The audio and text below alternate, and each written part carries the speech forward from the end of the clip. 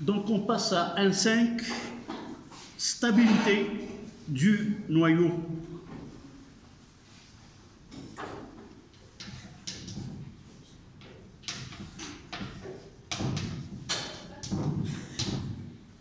Stabilité du noyau. Ou d'une façon générale, des noyaux.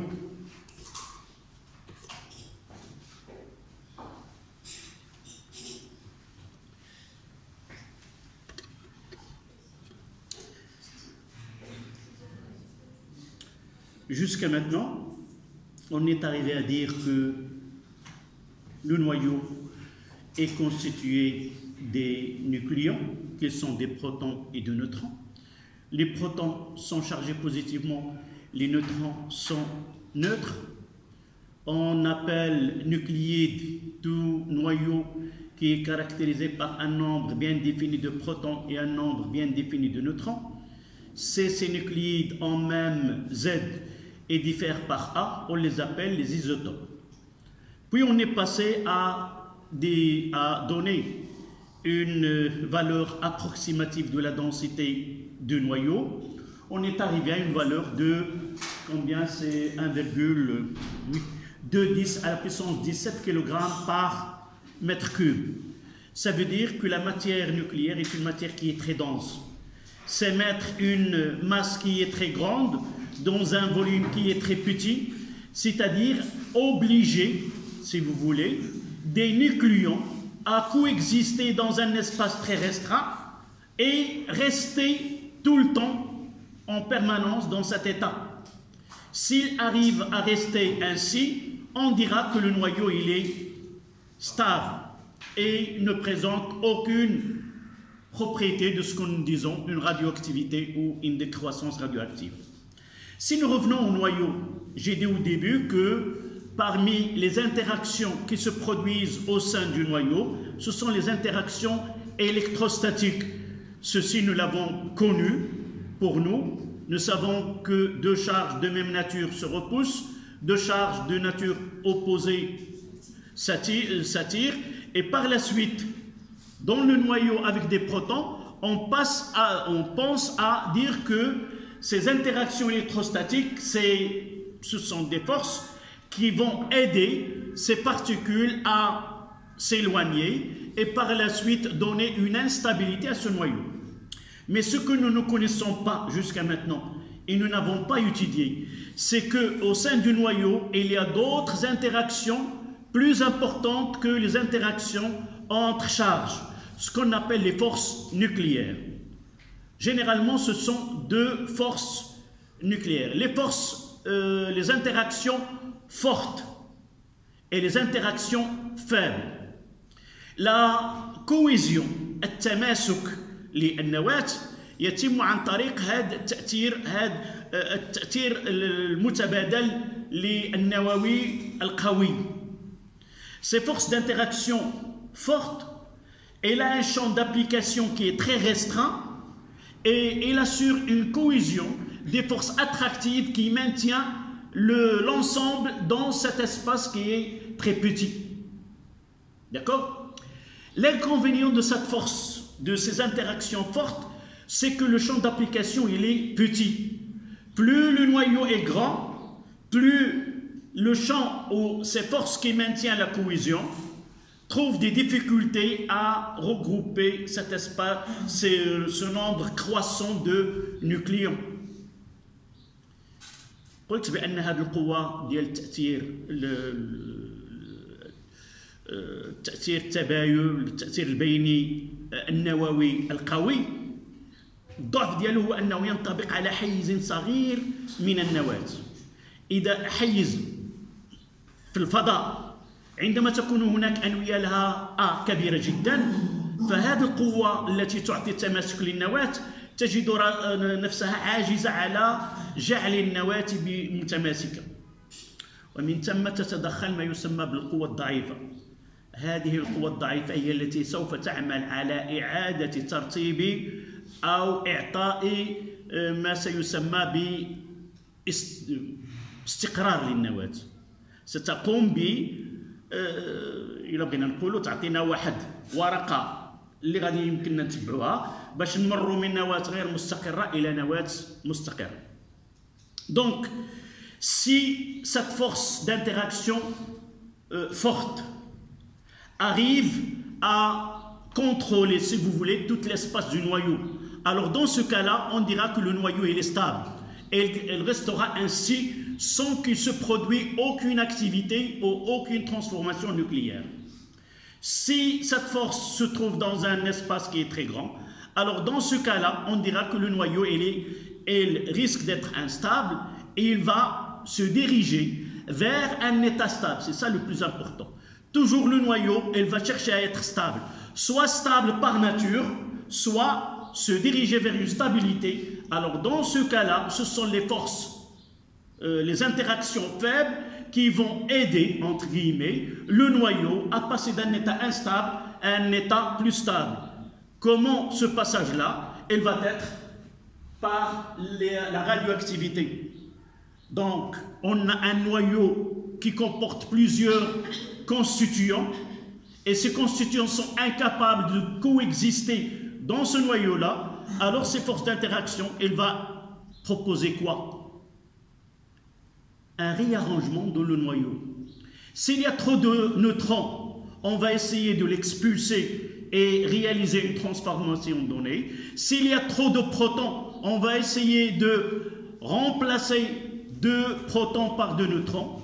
Ou s'il y a un excès de force, un excès des deux, on va essayer de quoi? De s'en débarrasser des protons et de neutrons de l'activité alpha, bêta- et bêta+. Ce sont les processus qui vont aider le noyau à passer d'un état instable à un état stable. D'accord? Et ce passage-là, on l'appelle la radioactivité. D'accord? Donc vous notez. Malgré les interactions fortes, malgré les interactions fortes, malgré les interactions fortes qui assurent la stabilité du noyau, malgré les interactions fortes qui assurent la stabilité des noyaux,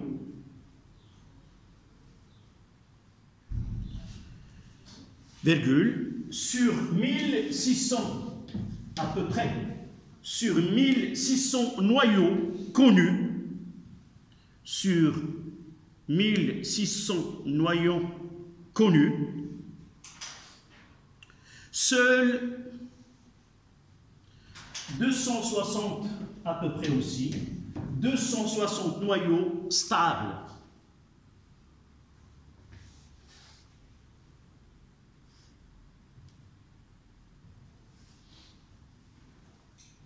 Virgule. Les noyaux instables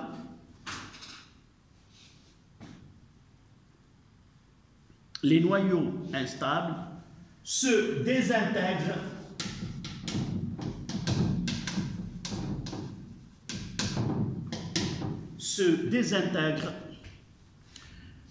هي نواة تتفتت désintégration nucléaire, c'est التفتت النووي, se désintègre spontanément, تلقائيا.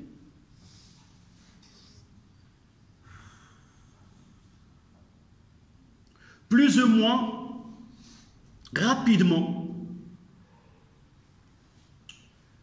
moins rapidement, selon leur composition.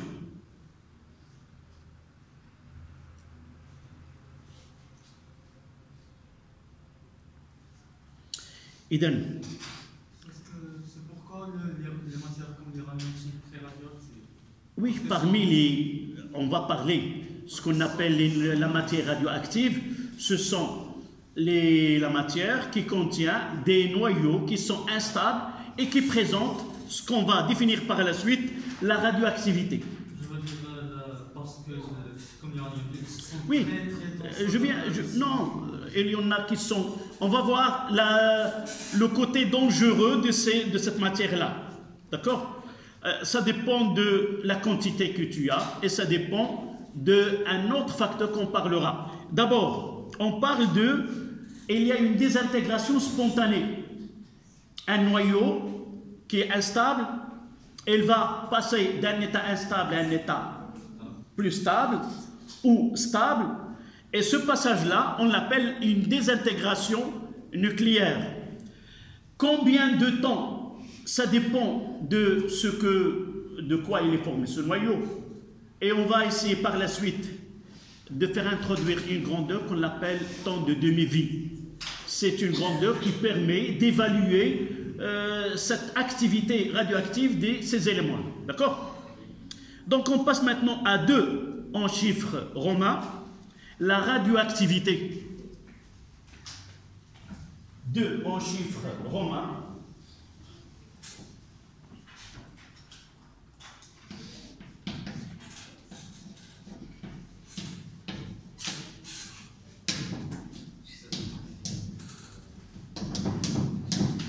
La radioactivité أو النشاط الإشعاعي. النشاط الإشعاعي.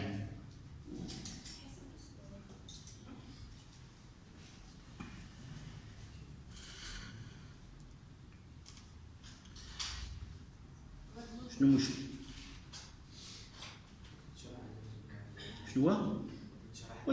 شنو شرح؟ سو ديزانتيغر. قلتها بالعربية شنو هي؟ واحد نويو عندنا هكذا يتفتت كيعطينا 2 نويو او نواة ودقيقه. هادشي غادي نرجعوا ليه. حنا هذا يلاه درنا بوابه باش ندخلوا شنو هو هذا التفتت وشنو هو هذا النشاط الاشعاعي. صافي دابا اللي وصلنا ليه ان عندنا 1600 نواة تقريبا اكثر او اقل، وهذه النواة هذه فقط 260 اللي هي مستقرة. يعني ماذا؟ أننا إذا حاولنا نراقبوا مكونات النواة ديالها خلال الزمن دائما غادي نجبروا نفس التركيب، نفس عدد النيوترونات، نفس عدد البروتونات. لكن الفرق اللي بيناتهم ما بين هادو وهادو أن بعض النواة ما كتبقاش في ذاك التركيب ديالها ومن بعد كيتغير التركيب ديالها الداخلي. هذا التغيير ديال التركيب سميناه بالتفتت النووي. النواة تتفتت بالفرنسية se désintègre. Désintégration d'un noyau. Donc, la radioactivité, c'est un phénomène qui a été observé pour la première fois d'une façon aléatoire. أول مرة تم التعرف على هذا النشاط الإشعاعي كان بمحض الصدفة، بحيث أن بعض المواد التي كانت تحتوي على ما يسمى بملح الأورانيوم كانت محفوظة في درج دا ماري كوري والزوج ديالها العالمين بيير كوري وماري كوري. فوضع عينة من هذه المادة هذه في درج ديال المكتب ديالو، ولاحظ أن صفائح ديال التصوير les plaques photographiques ont été impressionnées par cette matière-là. Mais avant de parler de la radioactivité, on savait juste avant qu'on connaît ce qu'on appelle la luminescence. La luminescence, si vous avez par exemple chez vous, il y avait des horloges que nous pouvons les voir pendant la nuit. وداك التسبيح كيمكننا في الليل معلق يمكننا نشوفوا داك الحبات ديال التسبيح. فالمكانه هذيك اللي كيمكن لي نشوفها بالليل فيها واحد الماده، il y a une matière qui absorbe de la lumière et lorsqu'en obscurité elle émet cette lumière là. Qu'est-ce qu'il a pensé? Il a dit que peut-être cette matière là elle a observé de la lumière et cette lumière a été émise dans le tiroir et par la suite c'est un phénomène qui est habituel. Elle a observé, elle a enveloppé ce sel-là par une cache qui ne permet pas d'observer de la lumière. Et là, par la suite, observé le même phénomène. Et de là, on parlait de la radioactivité, c'est-à-dire de la matière. هذه المادة تعطي إشعاع.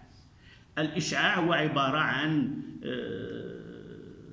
انبعاث دقائق قد تكون مرئية أو قد تكون دقائق جسيمات أو قد تكون عبارة عن ضوء. On va revenir par la suite et définir ce dans cette définition-là. Donc, une matière qui est instable, comme je viens de dire, elle va être le siège de ce qu'on appelle la radioactivité. Et l'élément qui va présenter cette propriété, on l'appelle un élément radioactif ou un noyau radioactif. Il est obligé de faire ce phénomène-là pour passer d'un état instable à un état plus stable ou un état intermédiaire. Donc vous mettez de 1 définition. De 1 définition.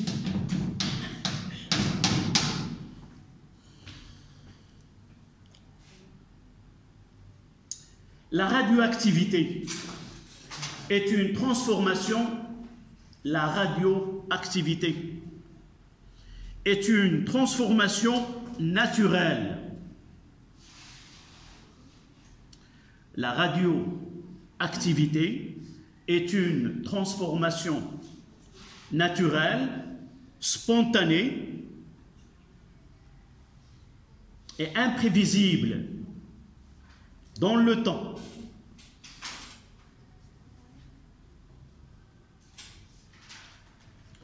La radioactivité est une transformation naturelle, spontanée et imprévisible dans le temps, au cours de laquelle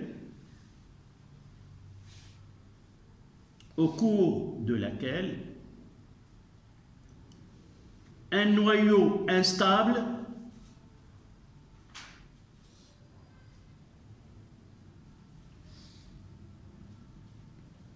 se transforme en un noyau stable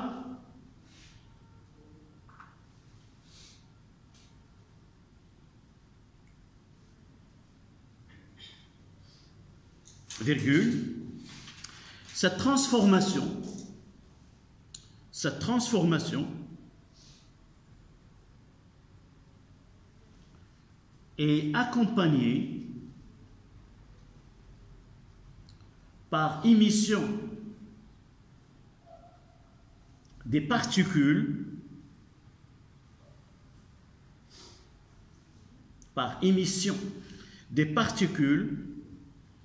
ou du rayonnement électromagnétique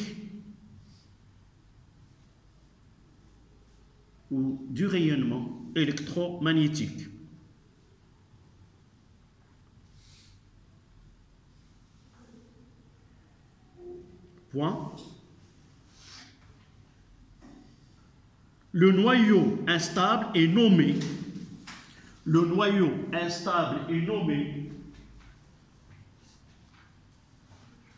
un noyau radioactif.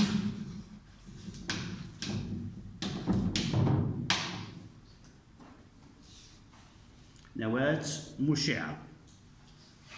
Donc je vais reprendre ce que j'ai dit dans cette définition. أولاً النشاط الإشعاعي هو تحول طبيعي بمعنى ماذا؟ ليس هناك تدخل خارجي ما بالمقابل ديالو غادي نشوفوا من بعد ما يسمى بالنشاط الإشعاعي المحرض بمعنى أننا حنا في المختبر سنقوم بإخضاع نواة معينة لهذه الظاهرة. On appelle les transformations provoquées. Et là, ce sont des transformations naturelles. Donc, هو نشاط إشعاعي طبيعي تلقائي غير متوقع في الزمان. بمعنى إلا خدينا واحد النواة غادي نعقلوا على هذا التدخل هذا وغادي نتكلموا عليه فيما بعد. إلا خدينا واحد النواة فهذه النواة بكيفية تلقائية وطبيعية إذا كانت غير مستقرة ستعمل على إصدار دقائق. وعندما نقول دي بارتيكول دقائق يعني عندها كتلة وعندها سرعة وعندها مميزات ديالها، أو دقائق ومعها إشعاع كهرومغناطيسي. عندما نقول إشعاع كهرومغناطيسي نقول ضوء بالمفهوم اللي قريناه في الفيزياء، بمعنى عبارة عن إشعاع يتميز بتردد نو وينتشر في الهواء وفي الفراغ بسرعة الضوء. سنتعرف على هذه الدقائق، وكذلك أن هذه النواة هذه غادي نسميوها نواة مشعة، والمادة عموما تسمى بمادة مشعة. إذا تلقائي طبيعي غير مرتقب في الزمن، ما غادي يمكنش نقولوا أن هذه النواة بعد 1000 سنة بعد كذا سوف تتفتت، وإنما أننا على صعيد المجهري نواة معينة لا يمكن أن نتوقع ذلك في الزمن. ليس هذه الظاهرة مرتبطة بعمر هذه النواة، فلا يمكن أن نتكلم عن نواة تشيخ ثم تموت أو تتفتت، فليس هناك سن، لا يمكن أن نقرن السن بهذه الدقائق لأن ليس هناك حياة فيه بالمفهوم ديالنا حنايا أننا هناك تطور خلال الزمن. متفقين؟ إذن هذا ما نعنيه بهذا النشاط الإشعاعي. انبعاث دقائق، غادي نتعرفوا على هذه الدقائق كيفاش كتتم. قبل من ذلك غادي نتعرفوا على واحد مخطط ديال سيغري. Le point suivant, ça sera de 2, le diagramme NZ. Ce savant-là, qu'est-ce qu'il a fait? Un travail qui est très simple. Il a essayé de représenter les noyaux qu'il connaît à son époque dans un diagramme où il y a N et Z. Et il a placé tous les noyaux qu'on connaisse dans ce diagramme. Et à partir de là, on va essayer de faire une interprétation et une lecture de ce que ce diagramme nous donne. Nous avons dit qu'il y a plus de 1600 noyaux. Ça veut dire qu'il y a des noyaux stables et des noyaux instables. Une fois qu'on va les représenter dans ce diagramme-là, on va essayer de voir quelle est la région qui comporte les noyaux qui sont stables, quelle est la région qui présente les noyaux qui sont instables. Et de là, évidemment, je n'ai pas parlé qu'en parallèle de ce qui est théorique, il y avait des expériences, il y avait des appareils qui permettent de suivre ces transformations nucléaires. Il y a des appareils de mesure de masse, de connaître la particule avant et après, et nous pouvons déterminer ce qui se passe au cours de cette transformation-là. D'accord? Donc, ce diagramme-là, il va nous aider à connaître la relation entre d'abord ces radioactivités et les noyaux. Celles qui présentent la radioactivité, par exemple, alpha, celles qui présentent la radioactivité bêta- et bêta+. Dans quelle région se trouvent ces particules et pour quelles raisons elles vont présenter une telle radioactivité et non pas l'autre. Par exemple, jusqu'à maintenant, on connaît 4 radioactivités.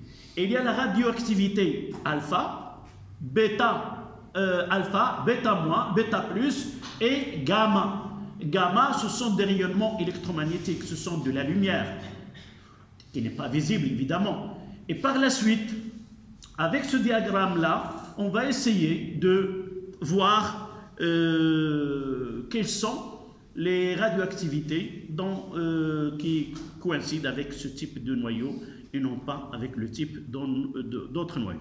Donc, de 2, diagramme NZ, au diagramme de Segre.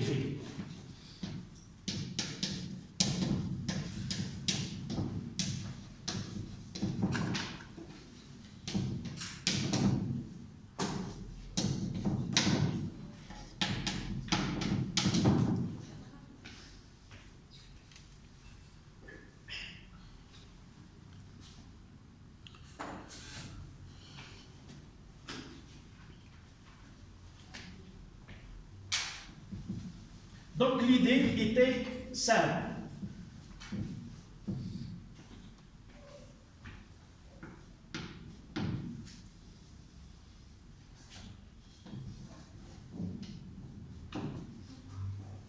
Là c'est N, le nombre de neutrons, et là c'est P, le nombre de protons. essayer.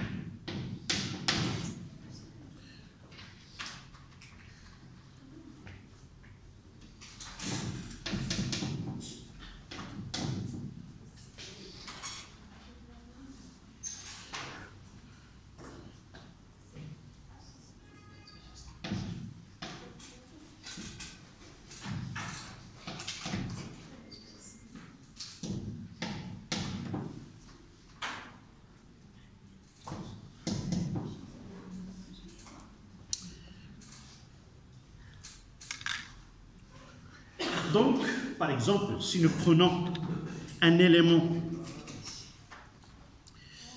n'importe lequel, par exemple le cuivre, 29, 63. On va chercher 29 pour Z, là. Là, c'est 20. Là, c'est 30. Et j'ai dit 29, on a ici, Z est égal à 29. Et on va chercher 36, on va trouver ce point. Donc la construction, c'était comment? Nous avons un tableau, nous avons des noyaux, et nous avons, c'est de la mathématique, j'ai des points, et je vais positionner ces points dans un repère. Et chaque noyau est un point. L'idée, c'est pas ça. Mais après avoir positionné tous les noyaux qu'on connaît, on s'est rendu compte qu'il y a une zone où il y a une stabilité des noyaux. Ces noyaux qui se trouvent là, ils ont une stabilité. D'autres qui ne sont pas stables. Et elles présentent des activités qui les ramènent, c'est ça le plus important, qui les ramènent dans la zone de stabilité.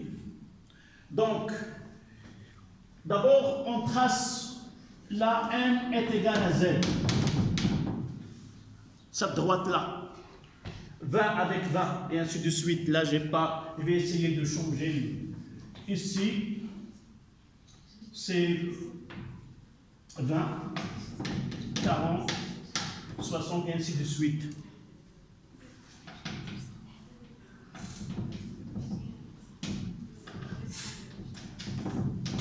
Là, c'est 10.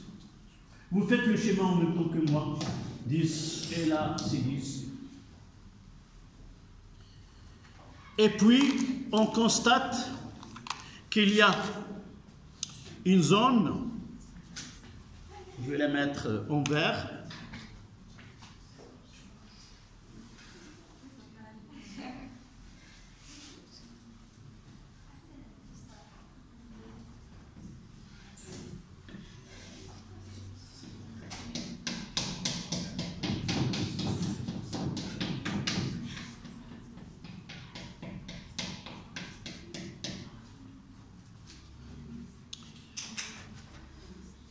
là, c'est la zone 1.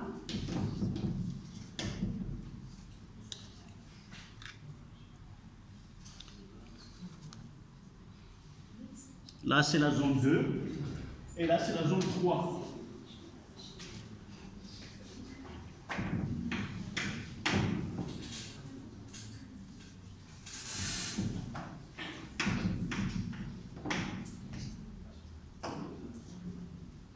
Et là, la zone 2.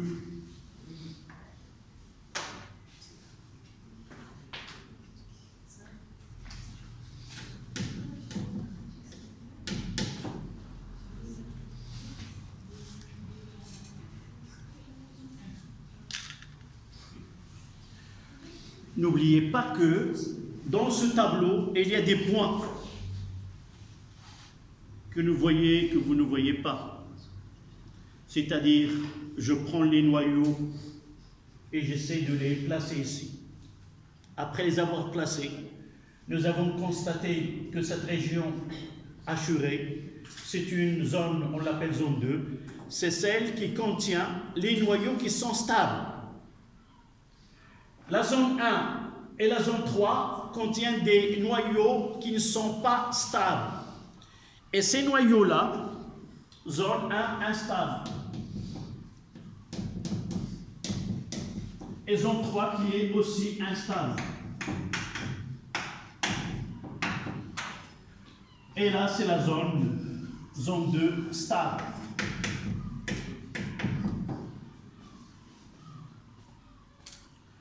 Pour n inférieur à 20, on trouve que, c'est-à-dire si pour n ou p inférieur à 20, tous ces noyaux se trouvent dans la partie stable. C'est-à-dire ils ont 2 protons, 2 neutrons, 3 protons, 3 neutrons, ainsi de suite, 6 protons et 6 neutrons, et se trouvent dans cette région-là. Mais à fur et à mesure que Z augmente ou N augmente, la stabilité va vers un nombre de neutrons plus qu'un nombre de neutrons. Et s'il y a trop de neutrons, c'est instable. S'il y a trop de protons, c'est aussi instable.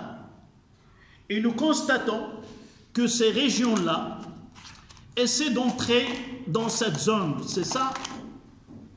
Donc,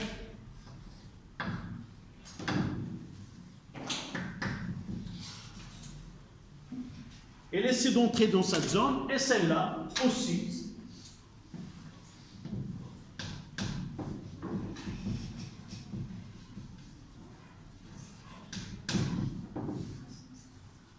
Comment? En essayant de présenter une radioactivité. Elle va s'en débarrasser de nombres excédant des neutrons pour entrer dans cette partie. Et celle-là, elle va s'en débarrasser de l'excédent de nombre de protons pour entrer dans cette zone.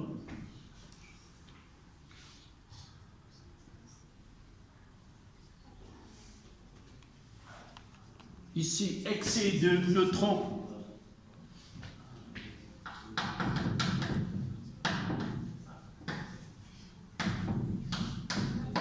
Excès de neutrons. Ici, excès de protons.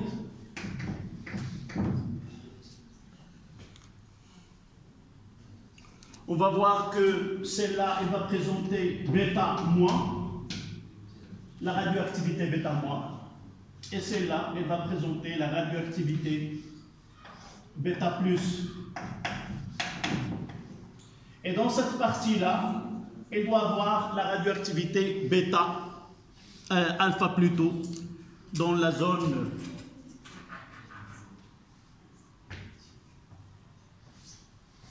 on va détailler ceci par la suite.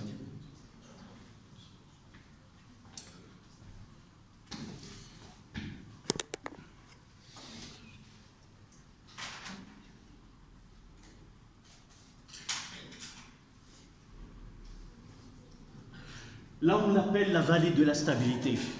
Wadi al-Istiqrar.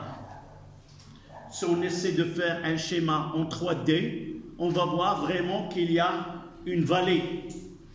D'accord? Et par la suite, tous les noyaux stables se trouvent là, et les noyaux instables tentent à entrer soit par une seule désintégration ou par une succession d'intégration pour entrer dans cette zone-là.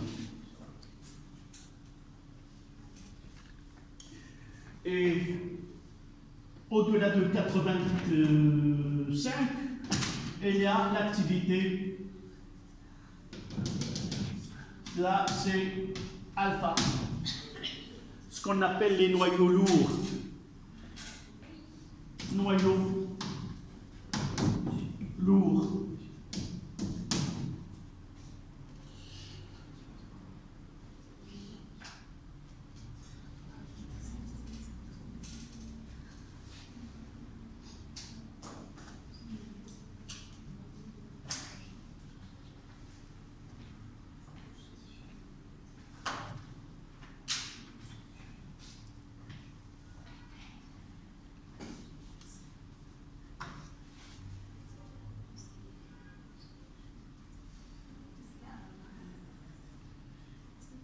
Ça y est?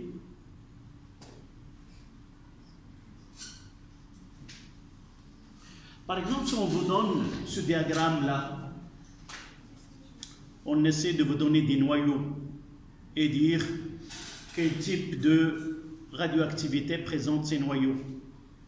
Qu'est-ce qu'on doit faire?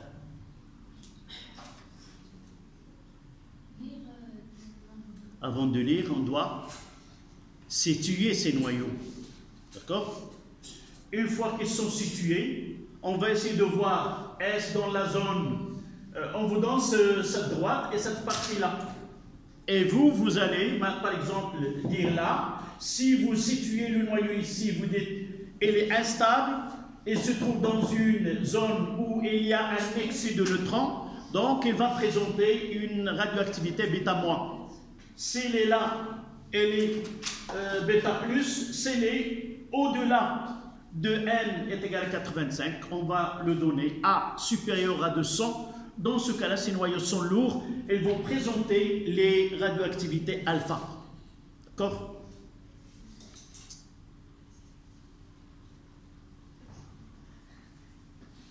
Donc une phrase, on va l'écrire au-dessous.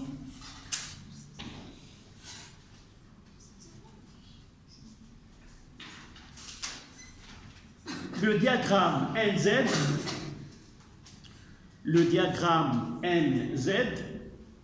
permet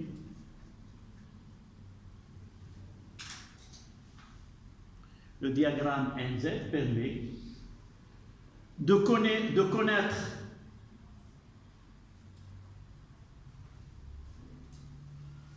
la stabilité ou la non-stabilité du noyau, permet de connaître la stabilité ou la non-stabilité du noyau,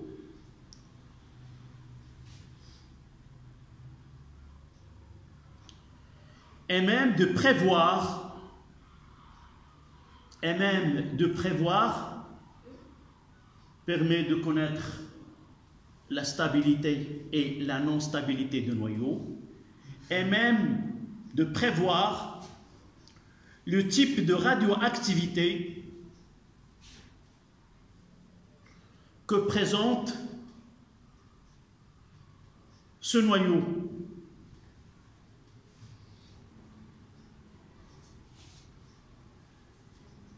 D'accord? Donc on va passer à la première radioactivité. 2, 3. Radioactivité bêta-.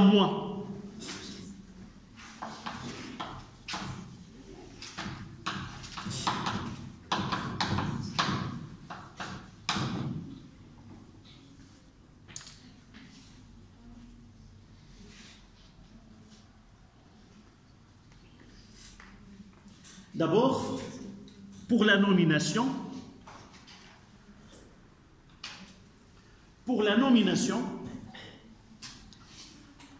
c'est pas, elle est venue d'une façon obligatoire, c'est-à-dire nous avons étudié les radioactivités que présentent les noyaux et nous ne connaissons pas en réalité c'est quoi, de quoi il est constitué cette radioactive.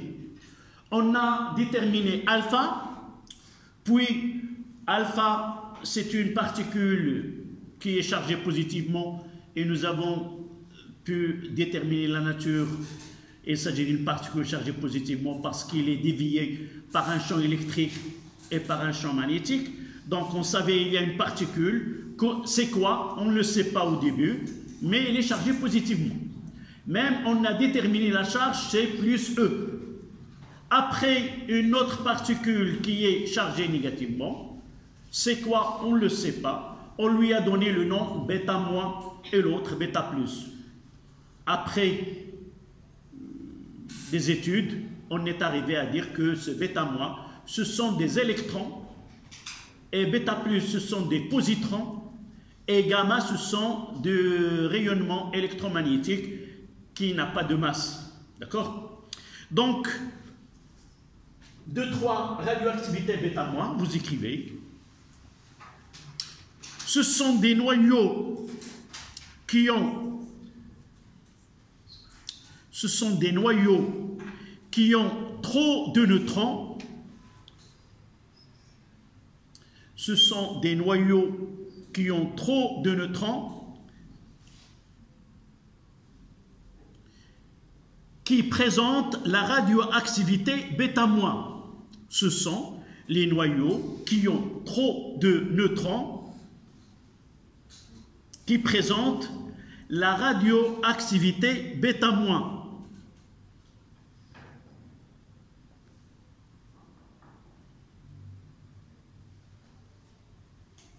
Virgule, la désintégration β-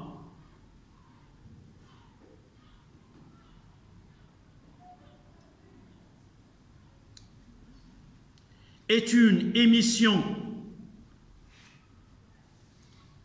la désintégration β- est une émission d'un électron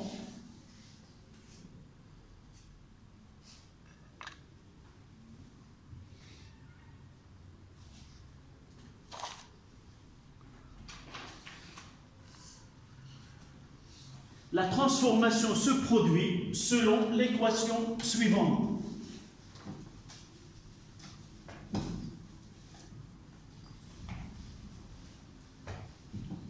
Donc, selon l'équation suivante. Donc, X à Z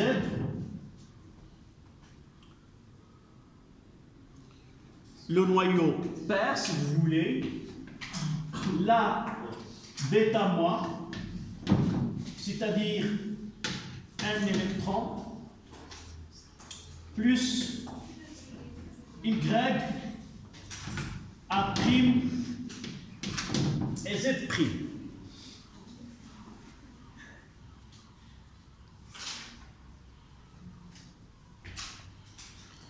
D'abord, on va essayer de voir, de procurer une écriture semblable au noyau à des particules qui ne sont pas des noyaux.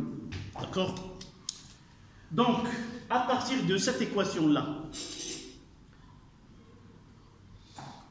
arrêtez s'il vous plaît, vous prenez l'équation juste après. J'ai dit, on va écrire une équation dans laquelle il y a le noyau père et le noyau fils.